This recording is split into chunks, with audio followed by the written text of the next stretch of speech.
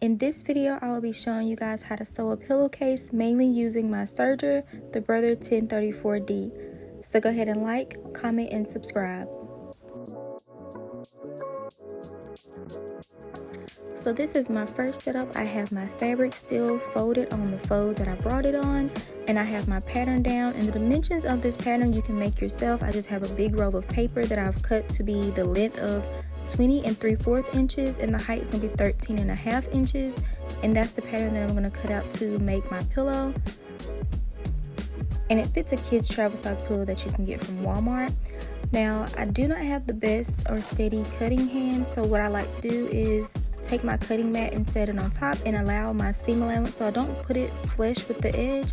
I use the little corner that you see, the little line that goes all the way across, and I line that up with it so that I do have a seam allowance, and then I cut along the sides. So there's an extra piece of fabric along the edge.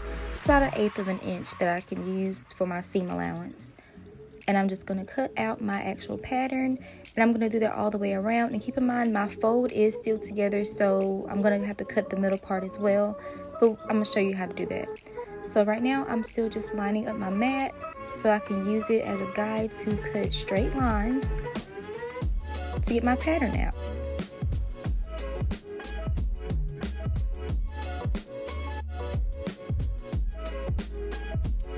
I always have to go over my fabric a couple times with my rotary cutter.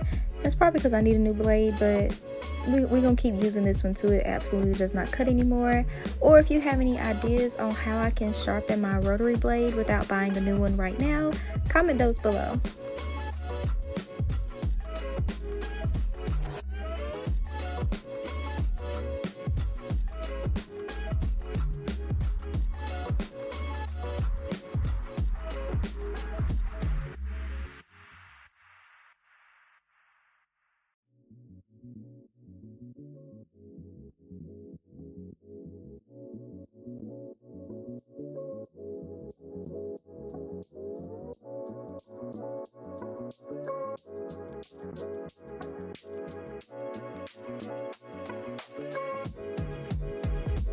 Usually when I buy fabric, the fold and the selvage end will go all the way to the end. So you see where I'm placing this is because my top fabric does not go all the way to the end of my fabric on the bottom, so I'm just going to cut off that excess because it's basically the amount of fabric that I need. So it worked out perfectly.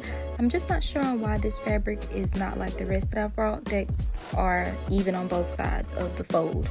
So I'm going to pick up my pattern weights, which I was using buttons for because it allows me to just use my rotary cutter really close, and I don't have to adjust my hand or like try not to bump into them because sometimes they're a little bit big or bulky. So I can just go right across my pattern on top of my fabric without having to maneuver so much because I'm using buttons. So that's just a trick or a tip that may help you when you're using a pattern. So now I'm going to open up my fold as you just saw, and I'm going to take my cutting mat, and in the middle of that crease I'm going to cut my two sides. Now you don't have to do this step. You could actually just sew the pillow on the sides and the open edge, but I'm gonna sew all three sides and hem that open edge. So here, this is the side that's going to be my open edge because it still has a couple the little white piece that I don't want you to see whenever I make the pillow. So I'm going to fold that over just a little bit, and I'm going to do a rolled hem here. So I'm going to fold it over once and then fold it over again. And I turned my iron on off camera so that I can use it to iron down this hem so that it stays in place whenever I sew it. I'm also going to use clips, but if you're confident in your sewing capabilities, you don't need to use clips when you get ready to sew this. But I'm going to just let you know you can use clips or pins for this step.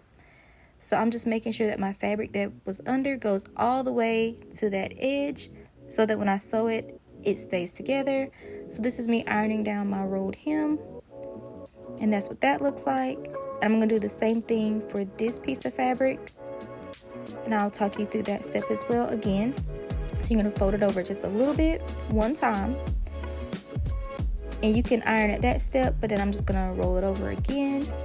And I just like to go ahead and iron mine down together, and just make sure that your piece that you rolled under goes all the way to the corner of that fabric so that when you sew it, it doesn't miss the fabric and you have a whole nother issue and you have to use your seam seam ripper, and you have to use that. So just make sure that it goes all the way to the end of that fabric. And this is my other rolled hem, and this is going to be the open edge of the pillowcase. And I'm not going to use the serger for this part. I'm just going to sew it together using my sewing machine, using a straight stitch. So I'm going to put 3 clips here just to keep it in place. You don't have to do this step, but it's just for me.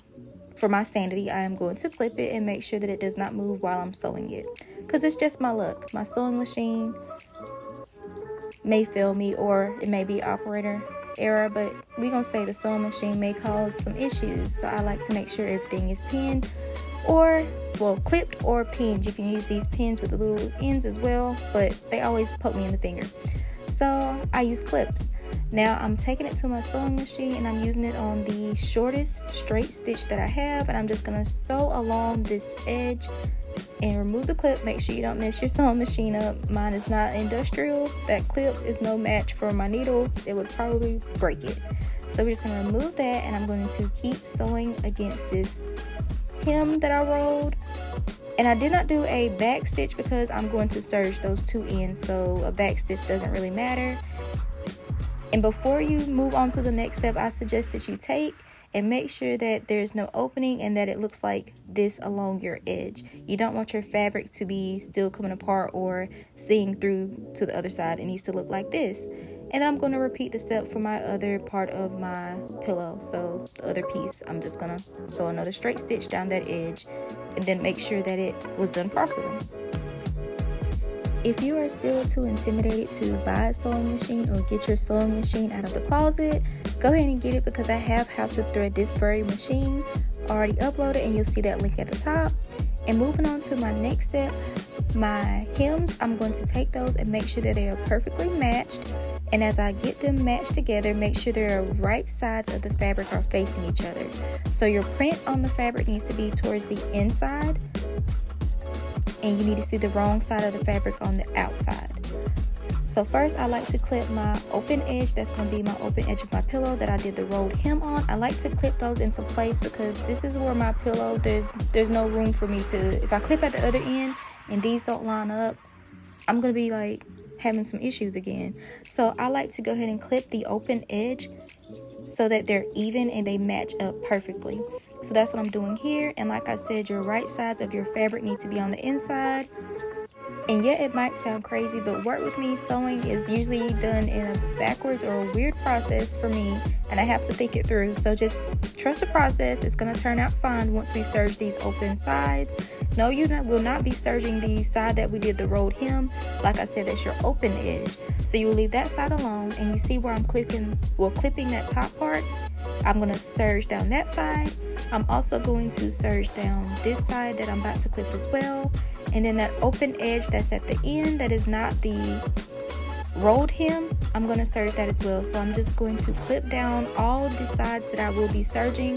And I just put clips on that open rolled hem just to make sure that they match up and they stay in place while I serge them.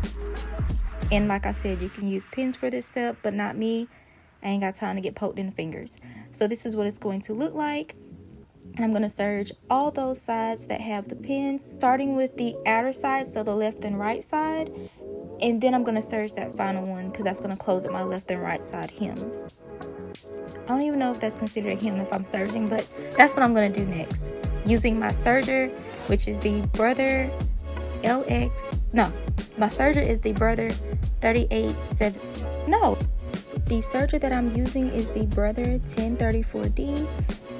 If you're too intimidated by these machines, I do have a video showing how to thread this machine, which is the trickiest part. So once you can thread it, you can now use it.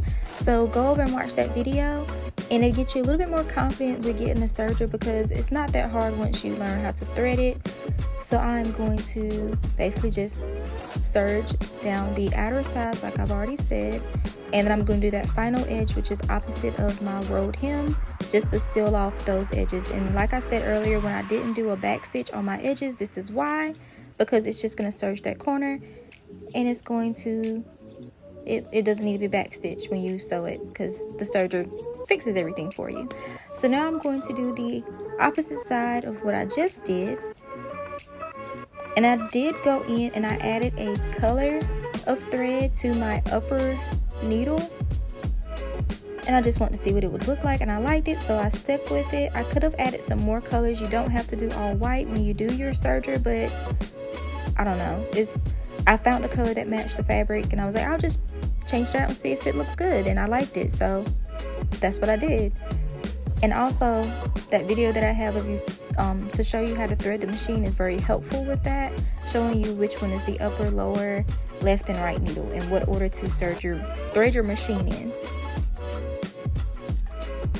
And we're almost done. I just need to serge that final edge, which is opposite of the rolled hem, so that those edges will be cleaned up. Don't forget to like, comment, and subscribe. Once I have all the edges serged, I'm going to take my scissors and cut off those extra pieces that are left on by the serger. Like the little pieces like that you see still on my serger machine, I'm going to cut those off of the pillow. And they'll look like this. This is what my edges will look like, and this is what the open edge looks like, and this is where the open edge of my pillow looks. And I'm just going to take my sewing machine, and just to make the edge where I wasn't able to go over it again twice with the serger, I'm going to sew down that extra piece just to make sure it does not come back up. And I'm going to do that on both sides of the open edge. And I'm going to flip the pillow inside out, and I have a completed pillow. And that's it.